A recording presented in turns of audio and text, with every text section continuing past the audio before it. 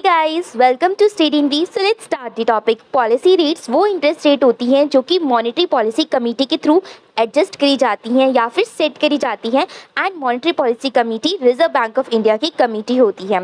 अब जो monetary policy committee policy rates को सेट करती हैं वो कहीं ना कहीं इन्फ्लुएंस करती हैं cost of borrowing and availability of credit in the economy में। अलग अलग टाइप्स की पॉलिसी रेट्स होती है एमपीसी के द्वारा सेट करेगी। First is repo rate.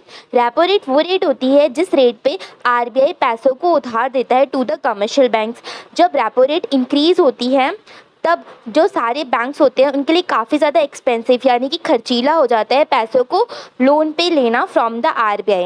And जब रेपो रेट इंक्रीज होगी तो इससे क्या होता है, जो इंटरेस्ट रेट होती है बोरर्स की वो भी काफ़ी ज़्यादा इंक्रीज हो जाती है।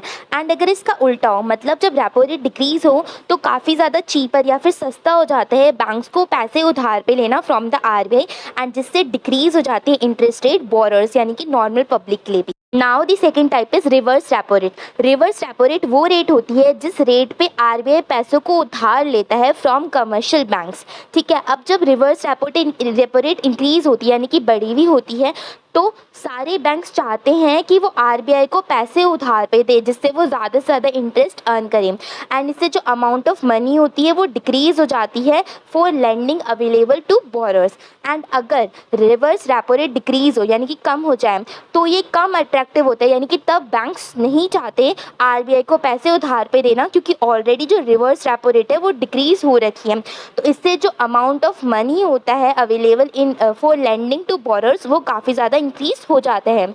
Third type of rate is marginal standing facility rate, जिसको हम शॉर्ट फॉर्म में एमएसएफ भी कहते हैं।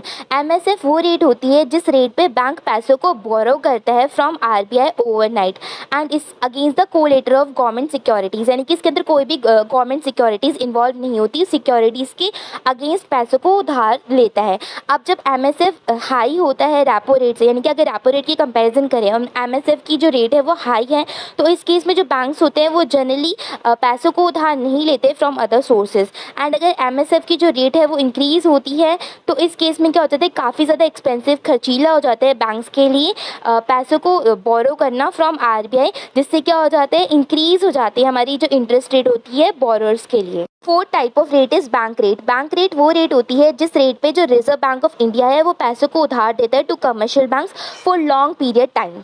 अब जो बैंक रेट होती है अगर वो हाई होगी यूजुअली रेपो रेट की कंपैरिजन तो इस केस में क्या हो जाता है, जो कॉस्ट ऑफ बोरिंग्स होती है उसको यूज़ करा जाता है जनरली लॉन्गर टर्म लोन लेने के लिए।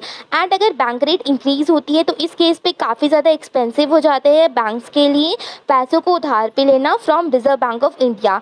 इससे कहीं ना कहीं जो इंटरेस्ट रेट होती है वो भी इंक्रीज हो जाती है बोरर्स के लिए।